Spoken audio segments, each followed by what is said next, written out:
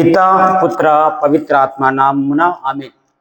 క్రీస్తునాథుని చేమతిముగా ప్రేమించబడుతున్నటువంటి ప్రియ క్రైస్తవ సహోదరి సహోదరులారా, మిమ్మల్ని అందరినీ 30వ సామాన్య ఆదివారపు వాక్య పరిచర్యకై ప్రేమతో ఆహ్వానిస్తూ ఉన్నాను. విశ్వాసులారా, కొంతమంది ఎప్పుడు కూడా ఈ సమాజంలో మనం గమనించినట్లయితే గర్వముతో విర్రవీగుతూ ఉంటారు. తాము చేసినటువంటి ఘనకార్యాలను గొప్పలుగా చెప్పుకుంటుంటారు. ప్రతి విషయంలో మేమే గొప్పవారము, ఇతరులు దీన్ని సాధించలేకపోయారు కాబట్టి మేము ఉన్నతలం అని చెప్పుకునే మనస్తత్వాలు కలిగి ఉంటారు. వారిని అందరూ చూడాలని, వారికి అందరూ ఆకర్షితులు అవ్వాలని ఒక భ్రమలో, ఒక ఆలోచనలో ఉంటారు. మరి అలాంటి వారు అందరూ కూడా డాంబికులు అని ప్రభు తెలియజేస్తూ వారి యొక్క మొరలను కానీ దేవుడు ఆలకించాడు. ఎందుకంటే వారి యొక్క హృదయములో తగ్గింపుతనము కంటే గర్వముతో నిండి ఉందని చెప్పేసి వారి యొక్క మనవులను దేవుడు ఆలకించాడని ఈనాటి గ్రంథ పట్టణాలు మనకు బోధిస్తున్నాయి. అవును ప్రీతమ క్రైస్తవ సహోదరి సహోదరులారా, ఈనాటి మొదటి పట్టణాన్ని మనం చూసినట్లయితే దేవుడు ఎలాంటి వారి యొక్క మొరలను దేవుడు ఆలకిస్తాడో, దీనులను ఏ విధంగా ఆదుకుంటాడో ప్రభువే తెలియజేస్తున్నాడు. అనాథుల యొక్క ప్రార్థనను అనాధానము చేయుడు, వితంతుల యొక్క వేడుకోళ్లను పెడచెవును పెట్టను అంటున్నాడు. ఎవరైతే తమ యొక్క హృదయములో ప్రభువును సేవిస్తారో హృదయపూర్వకముగా వారి యొక్క ప్రార్థనలు ఆలకిస్తానంటున్నాడు. వారి యొక్క ప్రార్థనలు నేరుగా సింహాసనం మీద ఆసీనుడైనటువంటి ఆ క్రీస్తు ప్రభుని యొక్క చెవులో పడతాయి. తక్షణమే స్పందించి వారిని ఆదుకుంటానని మనకు తెలియజేస్తున్నాడు.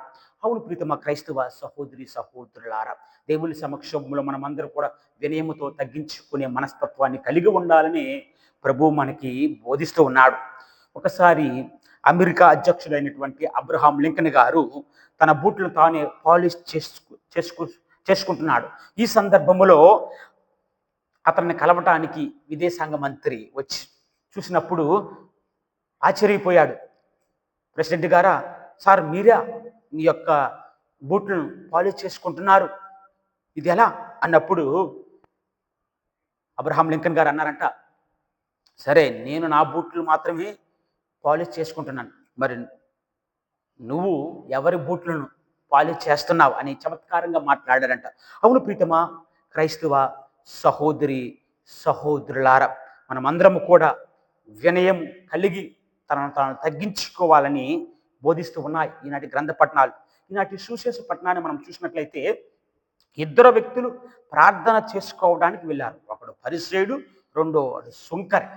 వీరి యొక్క ఆలోచన సరళి ఏ విధంగా ఉందంటే ప్రీతమ క్రైస్తవ సహోదరి సహోదరులారా, పరిసయ్యుడు దేవుని సన్నిధిలో నిలుచొని నేను వారమునకు ఉపవాస చేస్తున్నాను, ప్రార్థనలు చేస్తున్నాను, దాన ధర్మాలు చేస్తున్నాను, ఇది చేస్తున్నాను, అది చేస్తున్నాను, తన గురించి తానే గొప్పలు చెప్పుకుంటున్నాడు దేవుని సమక్షంలో. చివరికి ఆ సుంకర వంటి వాడిని కానందుకు గాను నీకు వందనాలు తెలియజేస్తున్నానని ఒకరిని తగ్గించి తనని హెచ్చించి చెప్పుకున్నాడు దేవుని సమక్షంలో. అవును ప్రీతమ క్రైస్తవ సహోదరి సహోదరులు, పొగరబోతుతనముతో గర్వముతో విరవిగాడు దేవుని సన్నిధిలో.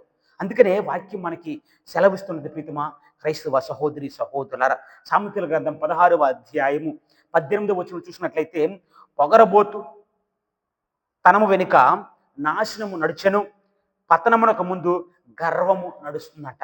కాబట్టి ఎవరైతే పొగరబోతుతనముతో ఉంటారో వారు వినాశనాన్ని చవి చూస్తారు. అదేవిధంగా వారి యొక్క పతనానికి ముందుగా గర్వం నడుస్తుంది. అందుకని వారు ఆ విధంగా ప్రవర్తిస్తారని వాక్యమే మనకి సెలవిస్తున్నది. అవును ప్రీతమ క్రైస్తవ సహోదరి సహోదరులారా, మరి ఇలాంటి గర్వము, అహంకారము, అహముతో ఉన్న వారి యొక్క పరిస్థితి ఏ విధంగా ఉంటుందనేది కూడా లూకాసు వార్త 1వ అధ్యాయంలో చెప్పడం జరిగింది. 51వ వచనంలో అహంకారుల దురాలోచనలు విచ్ఛిన్నము గావించెను.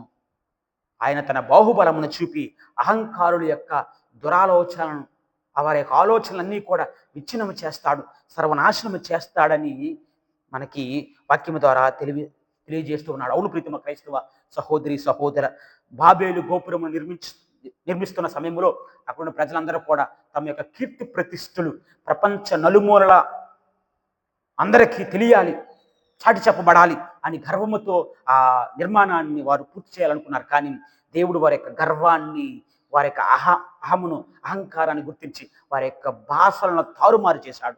చివరికి విచ్ఛిన్నం చేశాడు వారిని అందరినీ కూడా. అవును, ఆధ్యాత్మిక గర్వం ఈ మధ్యన చాలా మందిలో మేమే గొప్పవారిని, మేమే ఉన్నతలము, మేమే మంచివారు, మేమే పవిత్రులు, మిగతా వారందరూ కూడా చెడ్డవాళ్ళు అని అనుకుంటారు. ఈనాటి సువిశేష పట్టణంలో విన్నట్టుగా కొందరు మేమే గొప్పవారిని, మేమే నీతిపరులు, మిగతా వారందరూ కూడా చెడ్డవారు అని ఆలోచిస్తున్న సందర్భంలో ప్రభు ఈ పరిసేయుడు సుంకర యొక్క ఉపమానాన్ని తెలియజేశాడు. మరి ఈ ప్రస్తుత సమాజంలో కూడా అలాంటి వారు ఉన్నారు. అందుకనే పునీత మదర్ తెరేసా గారు అంటారు, అన్ని గర్వాల కంటే ఆధ్యాత్మిక గర్వం అనేది చాలా ప్రమాదకరమైనది. కాబట్టి spiritual pride is more dangerous than all other prides. కాబట్టి మనమందరం కూడా గుర్తించుకోవాల్సిన అంశం ఆధ్యాత్మిక గర్వం. ఆధ్యాత్మిక విషయాల్లో దేవుని సన్నిధిలో మనమే గొప్పవారిగా చూపించుకునే మనస్తత్వాలు. కావున ప్రీతమ క్రైస్తవ సహోదరి సహోదరులారా, మొట్టమొదటిగా గర్వం అంట దేవుని యొక్క కృపను పొందకుండా అడ్డగోడల నిలుస్తుంది అని వాక్యం మనకు సెలవిస్తున్నది. దానికి బెస్ట్ ఎగ్జాంపుల్ ఎవరంటే పరిసేయుడు యొక్క ప్రార్థనే. ప్రార్థనలో గర్వాన్ని చూపించాడు, చివరికి దేవుని యొక్క దీవెనలు పొందలేకపోయాడు. ఇంక రెండోదిగా చూసినట్లయితే వినయముతో కూడినటువంటి ప్రార్థన దేవుడు ఆలకిస్తాడంట. వినయముతో కూడినట్టు ప్రార్థనను దేవుడు తప్పకుండా ఆలకిస్తాడని మనకు సెలవిస్తున్నాడు. ఎందుకంటే ప్రీతమ క్రైస్తవ సహోదరి సహోదరులారా, ఈనాటి సువిశేష పట్టణంలో ఆ సుంకరి చేసినటువంటి ప్రార్థన విన్నాం. అదేవిధంగా ఇక్కడ మరొక 3 అంశాలు చూసినట్లయితే వినయముతో కూడిన ప్రార్థన దేవుడు ఏ విధంగా ఆలకిస్తాడనే అంశంలో 3 విషయాలు చూస్తే, ఒకటిగా వినయవంతుని దేవుడు అందరూ మెచ్చుకుంటారంట. వినయవంతులనేది అందరూ కూడా మెచ్చుకుంటారు. వాక్యమే మనకు సెలవిస్తున్నది. వినయముతో తనకున్నదంట దేవునికి సమర్పించినప్పుడు ఖచ్చితంగా దేవుడు ఏ విధంగానైతే ఆ 2 కాసులు అర్పించినటువంటి స్త్రీని మెచ్చుకున్నాడు, ప్రజలు కూడా మెచ్చుకుంటారు. అహంకారముతో గర్వముతో నీకున్నదంతా కూడా ఇచ్చినప్పుడు కూడా దేవుడు అంగీకరించాలంటున్నారు. మనం ముఖ్యంగా శిరాపుత్రుడైన యేసు జ్ఞాన గ్రంథము 3వ అధ్యాయం 17వ వచనం చూసినట్లయితే, కుమారా నీవు చేయు పనులన్నింటినీ నువ్వు వినయముతో చేయుము, బహుమతిచ్చు వానికంటే కూడా వినయవంతుని నరులందరూ కూడా అధికముగా మెచ్చుకుంటారు. బహుమతి ఇచ్చిన వాడికంటే వినయపరుడిని ప్రజలందరూ కూడా మెచ్చుకుంటారని శిరాపుత్రుడు యేసు జ్ఞాన గ్రంథంలో చూస్తున్నాం. మరి అదేవిధంగా ప్రీతమ క్రైస్తవ సహోదరి సహోదరులారా, వినయవంతులు దేవుని యొక్క మన్నన పొందుతారంట, దేవుని యొక్క ఆశీర్వాదం పొందుతారు. నీవెంత అధికుడువో అంత వినయము కమ్ము, అప్పుడు ప్రభువు మనను బడయిదవు. శిరాపుత్రుడు యేసు జ్ఞాన గ్రంథము 3వ అధ్యాయం 18వ వచనం. అబ్రహాము జీవితాన్ని చూడండి. విశ్వాసులకు తండ్రి అయ్యాడు. వినయ గుణాన్ని బట్టే జాతులకు తండ్రిగా నిలిచాడు. అష్టభాగ్యాల్లో ఒకటైనటువంటిది వినమ్రులు ధన్యులు, వారు భూమికి వారసులు అవుతారంటున్నారు. ఇంకా దాంట్లో అంటే వినయవంతుని యొక్క ప్రార్థన దేవుడు ఆలకిస్తాడనే అంశంలో 3వదిగా చూస్తే, వినయవంతులకు దేవుని యొక్క లేదా దైవ రహస్యాలు తెలియజేయడం జరుగుతుంది. గొప్పగా పేరు ప్రతిష్టలు పొందువారికి దేవుడు ఈ యొక్క అనుగ్రహాన్ని ఇవ్వడంట, కేవలం వినయవంతులకు మాత్రమే ఇది ఇస్తానంటున్నాడు.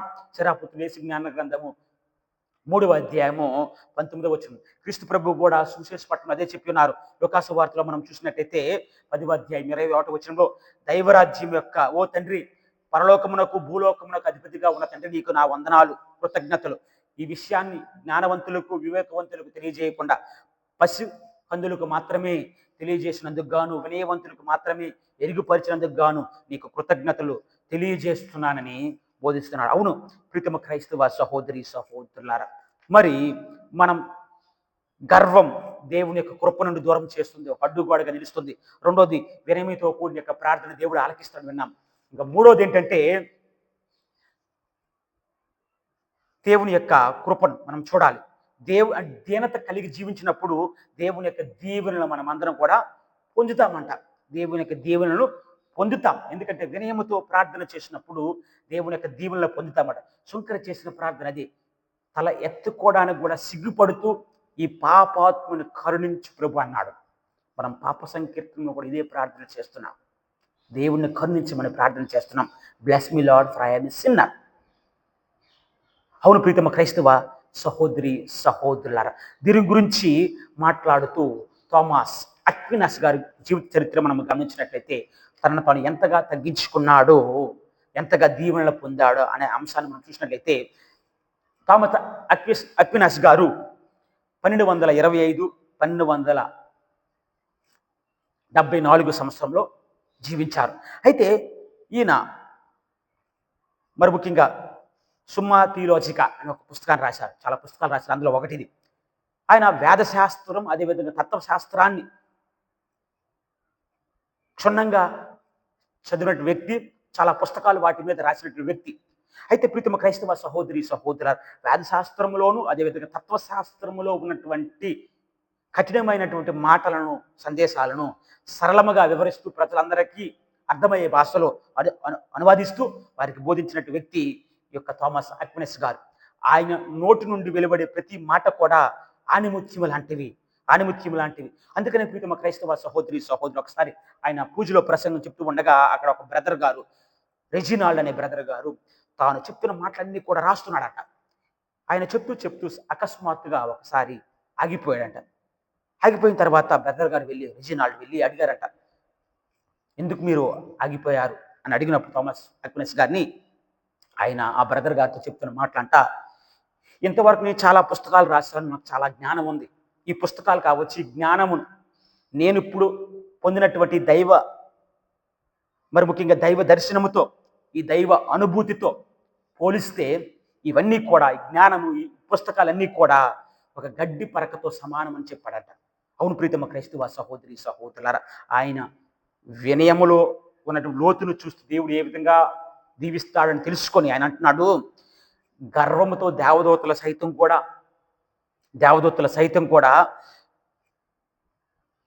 పిశాచులుగా మారితే సామాన్యులు వినయముతో పునీతయ్యారని మనకి పునీతులు చెప్తున్నారు. అదేవిధంగా ఆయన రాసినటువంటి ఒక ముఖ్యమైన పాట శరమున వంచుడి వినయము తోడా అనే పాటను థామస్ అక్వినస్ గారు రాశారు. అవును ప్రీతమ క్రైస్తవ సహోదరి, సహోదరులారా, అందుకని వాక్యం మనకు సెలవిస్తున్నది. యెషయా గ్రంథము 57వ అధ్యాయం 15వ వచనాన్ని చూసినట్లయితే, మహోన్నతుడు, శాశ్వతుడు, పవిత్రుడైన ప్రభువు ఇట్లా అంటున్నాడు, నేను ఉన్నతమైన పవిత్ర స్థలము నివసించేవాడును, కానీ వినయాత్ములు, పశ్చాత్తాప మనుష్యులు అయిన వారిలో నేను వసిస్తాను, వారికి నూతన బలమును నేను ఇస్తాను అంటున్నాడు. ఎవరైతే ఈ వినయాన్ని, పశ్చాత్తాపాన్ని కలిగి ఉంటారో వారిలో నేను జీవిస్తానంటున్నాడు. మరి సొంకరి ఈ 2 లక్షణాలను కూడా కలిగి ఉన్నాడు. కీర్తన గ్రంథము 138వ కీర్తన 6వ వచనం చూస్తే ప్రభు ఈ విధంగా అంటున్నాడు, మహోన్నత స్థానము నుండి నీవు దీనులను గమనింతువు, దూరము నుండి గర్వాత్ములను అసహించుకుంటావట. మహోన్నత స్థలము నుండి దీనులను దీవిస్తావు, ఆశీర్వదిస్తావు, గర్వాత్ములు మాత్రం అసహించుకుంటావు అంటున్నాడు. అవును ప్రీతమ క్రైస్తవ సహోదరి, సహోదరులారా, ఎవరైతే దీనత కలిగి ఉంటారో వారు ప్రభు యొక్క దీవెనల దండిగా మెండుగా పొందుతారు. క్రీస్తు ప్రభువుని చూడండి, దేవుని యొక్క కుమారుడు అయినప్పటికి కూడా తన యొక్క సమానత్వాన్ని ఏనాడు కూడా స్వార్థ బుద్ధితో పట్టుకొని వేలాడలేదు. అందుకనే అత్యంత స్థానంలో లేవనెత్తబడి అన్ని నామముల కంటే ఘనమైన నామమును దేవుడు క్రీస్తు ప్రభువునకు ప్రసాదించును. మరీ తెలియని చూడండి, నేను ప్రభు దాసురాలను, దీనత్వం, తగ్గించుకుంది, వినయం, చివరికి దేవుని చేత ధన్యురాలుగా పిలువబడి పరలోకములో అత్యున్నత స్థానంలో పెట్టడం జరిగింది. దర్శన గ్రంథం 12వ అధ్యాయం 1వ వచనం చూస్తున్నాం. ఆమెకు జరిగినటువంటి గౌరవం, మర్యాద. బప్తిస్మ యోహాను చూడండి, ఆయన అంటున్నాడు, నేను ఆ క్రీస్తు ప్రభు యొక్క పాద రక్షకులు పట్టుకోవడానికి కూడా నాకు అర్హత లేదు అని తగ్గించుకున్నప్పుడు అంటున్నాడు, స్త్రీ గర్భము నుండి జన్మించిన వారిలో బప్తిస్మ యోహాను కంటే శ్రేష్ఠుడు, గొప్పవాడు ఎవరో లేడని ఒక మంచి ధన్యతను ప్రసాదిస్తున్నాడు. ఇంకా అపోస్తుల కార్యాలు చూడండి, అపోస్తులు చూస్తే అపోస్తుల విషయంలో కూడా వారు కూడా తమ తగ్గించుకున్నారు, అనేకమైన అద్భుత కార్యాలు చేశారు, అనేకమైన గొప్ప కార్యాలు చేశారు. వారు అంటున్నారు, ఇవన్నీ కూడా మావి కాదు, ఇవన్నీ కూడా మేము చేసినవి కాదు, మేము మట్టి పాత్రలమే, మేము చేయవలసింది చేశాం, అంత కూడా క్రీస్తు ప్రభువే మా ద్వారా చేస్తున్నాడని క్రీస్తు ప్రభుని కనపరిచారు, తగ్గించుకొని చివరికి వారు కూడా ఉన్నతమైన స్థానాన్ని పొందారు. అవును ప్రీతమ క్రైస్తవ సహోదరి, సహోదరులారా, అందుకని లూకాసు వార్తలో మనం చూస్తున్నాం 18వ అధ్యాయం 14వ వచనంలో, చివరికి సంతోషంగా సమాధానముతో ఇంటికి వెళ్ళినది ఈ సొంకరే కానీ పరిసయ్యుడు కాదు. తనను తాను తగ్గించుకున్నాడు, దేవునితో ఇంటికి వెళ్ళాడని మనం చూస్తున్నాం. పేతురు గారు రాసిన మొదటి లేఖ 5వ అధ్యాయం 6వ వచనం చూస్తే ఈ విధంగా ఉంటుంది, శక్తివంతమైన దేవుని హస్తమునకు వినమ్రుల కండు యుక్త సమయమున ఆయన మేము ఉద్ధరించెను.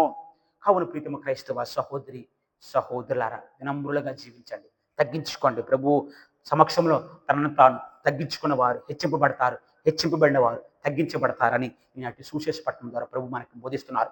కావున ప్రీతమ క్రైస్తవ సహోదరి సహోదరులారా, మనం ఈ యొక్క దివ్య పూజా బలిలో మనల్ని తగ్గించుకునే మనస్తత్వాన్ని ఇవ్వమని, దానికి కావలసిన శక్తిని ప్రసాదించమని ప్రార్థించుదాం.